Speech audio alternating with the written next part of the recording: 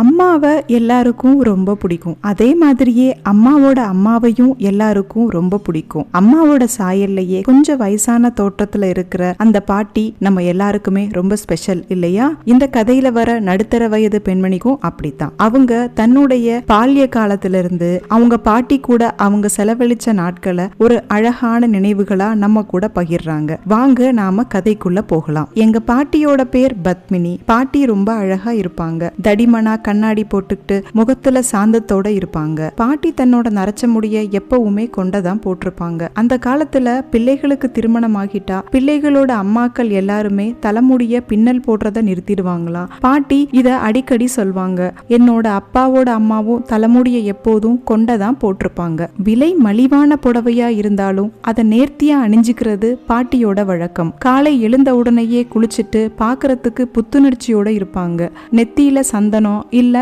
திருநீர கீற்றா வச்சிருப்பாங்க. அவங்கள தொட்டு பாக்குறது எனக்கு ரொம்ப பிடிக்கும். பஞ்சு மாதிரியே இருக்கு பாட்டி அப்படின்னு சொல்லி அவங்கள அடிக்கடி தொட்டு பார்ப்பேன். சுறுசுறுப்புல எங்க பாட்டிக்கும் எறும்புக்கும் போட்டி வச்சா எறும்பு நிச்சயம் தோத்துடும். சிறு பிள்ளையா இருந்த எங்களை விட எங்க பாட்டி ரொம்பவே சுறுசுறுப்பா இருப்பாங்க. பாட்டி தான் அக்காவையும் அண்ணனையும் வளர்த்தாங்க. அவங்க ரெண்டு பேரும் பாட்டி மேல ரொம்ப பாசமா இருப்பாங்க. என்னோட பாட்டிய எனக்கு ரொம்ப பிடிக்கும். அவங்க அக்கா கிட்டையும் அண்ணன் கிட்டையும் கூடுதல் பிரியத்தை காட்டுறது எனக்கு கொஞ்சம் பொறாமையா கூட இருக்கும். அதனால பல சமயங்கள்ல அவங்க கிட்ட மல்லுக்கு நின்றுருக்கேன். என்னோட பாட்டியும் சலிச்சவங்க எல்லாம் கிடையாது. என்ன மாதிரியே எத்தனை பேரை பார்த்திருப்பாங்க. நீ எல்லாம் எனக்கு ஒரு ஆளா அப்படிங்கிற மாதிரி ஒரு பார்வை பார்த்துட்டு கடந்து போயிருவாங்க. அவங்க கிட்ட நான் மல்லுக்கு நின்னாலும் அவங்கள ஒரு நாளும் எதிர்த்து பேசினதோ இல்ல மரியாதை குறைவா நடத்தியதோ கிடையாது. அதுக்கு என்னோட பெற்றோர் ஒரு நாளும் அனுமதிக்க மாட்டாங்க. நாங்க குழந்தைகளா இருந்த போது ஒவ்வொரு கோடை விடுமுறைக்கும் பாட்டியோட வீட்டுக்கு போவோம். பாட்டி எங்களை ரொம்ப நல்லா பாத்துக்குவாங்க.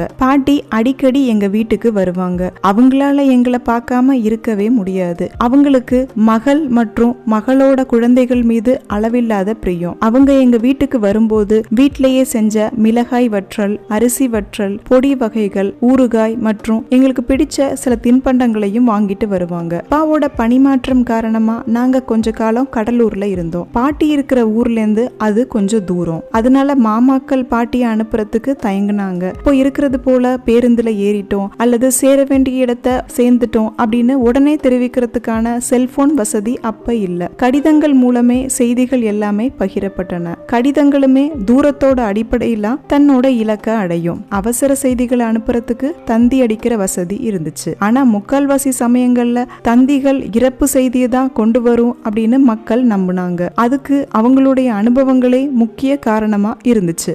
பாட்டி வீட்டுக்கு வந்ததுக்கு அப்புறம் தன்னோட மகன்களுக்கு தான் ஊருக்கு வந்துட்டதா கடிதம் எழுதுவாங்க. எல்லார்கிட்டயுமே பாட்டி ரொம்ப நல்லா பழகுவாங்க. அதனால பேருந்துல ஏறின உடனேயே பக்கத்துல இருக்கவங்க கிட்ட கதை பேசிக்கிட்டே நேரத்தை கடத்திடுவாங்க. எங்க வீட்டுக்கு வந்த உடனே யார் பக்கத்துல உட்கார்ந்து இருந்தாங்க, என்ன பேசினாங்க அப்படின்னு எல்லாத்தையுமே அம்மா கிட்ட கதையா சொல்லுவாங்க. அம்மாவுக்கும் பாட்டிக்கும் இடையில எப்பவுமே பேசுறதுக்கு ஏதாவது கதைகள் இருந்துகிட்டே இருக்கும். பாட்டிய எப்பவுமே மரியாதையோட நடத்து. சில சமயங்கள்ல அம்மாவுக்கும் பாட்டிக்கும் சண்டை வந்தா கூட அப்பாதான் நீ அப்படி பேசக்கூடாது அப்படின்னு அம்மாவை கண்டிப்பாரு. அத்தை அவ சொன்னதை நீங்க பெருசா எடுத்துக்காதீங்க அப்படின்னு பாட்டி கிட்டையும் சமாதானம் பண்ணுவாரு. அப்பாவோட இந்த அணுகுமுறை, மரியாதையான பாங்கு, இதனாலதான் பாட்டிக்கு எங்க வீட்டுக்கு வர்றதுக்கும் தங்குறதுக்கும் எந்த சங்கடமுமே இருந்ததில்ல. பாட்டியும் எங்க வீட்டுக்கு வந்தா எல்லா வேலைகள்லயும் என்னோட அம்மாவுக்கு உதவுவாங்க. எங்களுடைய தீபாவளிகள் பாட்டி இல்லாம இருந்ததே இல்ல. பாட்டிக்கு அம்மாவுக்கு உதவி செய்யறதுக்காக தீபாவளிக்கு 10 நாள் முன்னாடியே பாட்டி வந்துடுவாங்க. அம்மா முறுக்கு, சோமாச, ரவா லட்டு இதையெல்லாம் பாட்டியோட உதவியோட செஞ்சு முடிப்பாங்க. பலகாரங்களை ஒரு பெரிய பாத்திரத்துல போட்டு காற்று போகாம அடைச்சு வைப்பாங்க.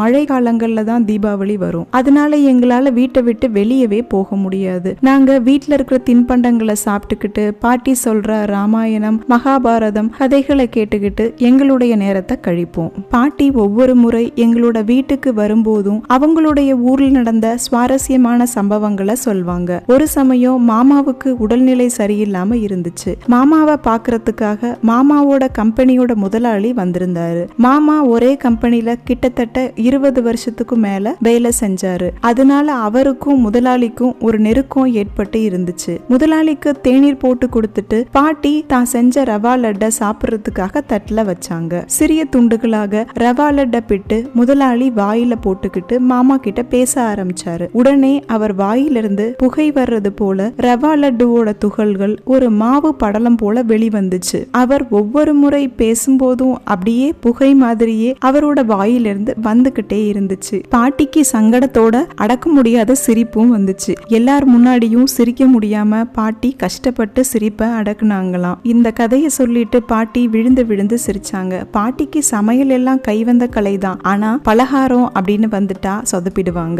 ஆனாலும் விடாம அவங்க எதையாவது செஞ்சுக்கிட்டே தான் இருந்தாங்க. இந்த ரவா லட்டை செஞ்ச மாதிரி. பாட்டிக்கு எங்க வீட்டுக்கு வந்தா திருப்பி போக மனமே வராது. ஆனா மருமகன் வீட்டுல நிறைய நாள் இருக்க கூடாது அப்படின்னு நினைக்கிற பழமைவாதி அவங்க. அப்பாவோட பைக்ல கூட பாட்டி போக மாட்டாங்க. அப்பாவோட முன்னாடி கால் நீட்டியோ இல்ல நாட்காலிலேயோ உட்கார மாட்டாங்க. அதனால பாட்டி ஒரு வாரம் தங்கிட்டு அப்பா கிட்ட நான் ஊருக்கு போயிட்டு வரேங்க அப்படின்னு சொல்வாங்க. அப்பா அதுக்கு இன்னும் 10 நாள் தங்கிட்டு போங்க அத்தை அப்படின்னு உரிமையோட சொல்வாங்க. இது எப்போதும் வாடிக்கைதான். ஆனா எல்லா சமயங்கள்லயும் பாட்டி தங்கிட்டு போக மாட்டாங்க. சின்ன பையன் கூப்பிடுவான், பெரிய பையன் வீட்டுல உதவி தேவைப்படுது அப்படின்னு சொல்லிட்டு கிளம்பிடுவாங்க. வருஷங்கள் ஓட ஆரம்பிச்சது. பாட்டியோட போக்குல சிறிய மாற்றங்கள் தெரிய ஆரம்பிச்சது. சின்ன விஷயங்களுக்கு கூட பாட்டி கோபப்பட ஆரம்பிச்சாங்க. அதை நாங்க எல்லாருமே உணர ஆரம்பிச்சோம். ஆனா காட்டிக்கல. கடைசியா நான் பாட்டிய பார்த்தப்போ கல்லூரியோட முதல் வருடத்துல இருந்தேன். நான் கல்லூரிக்கும் பாட்டி ஊருக்கும் போக ஒன்னாதான் பேருந்து நிலையம் போனோம். அந்த வார இறுதியில நான் வசிச்ச கல்லூரி விடுதிக்கு என்னோட அண்ணன் வந்தான் என்னை கூட்டிட்டு போறதுக்காக. அவன் சொன்ன வார்த்தை, பாட்டி இறந்துட்டாங்க, ஹார்ட் அட்டாக். உண்மையில அந்த கணம் எனக்கு ஒண்ணுமே புரியல. பாட்டிக்கு எந்த பிரச்சனையுமே இதுவரைக்கும் இருந்தது இல்ல. டீ மாத்திரை சாப்பிட்டதா கூட எனக்கு ஞாபகம் இல்ல.